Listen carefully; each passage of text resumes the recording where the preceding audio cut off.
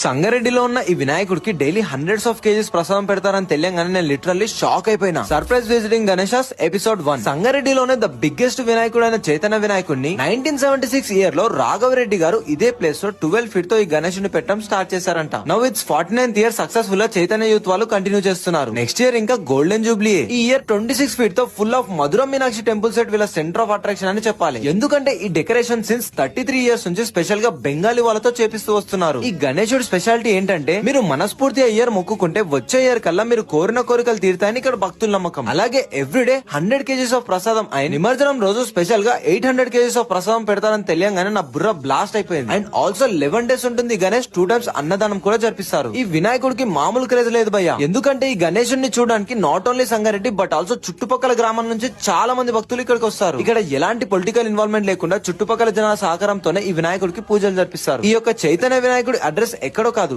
Exactly మన Sangareddy old bus stop కి పక్కనే ఉంటుంది.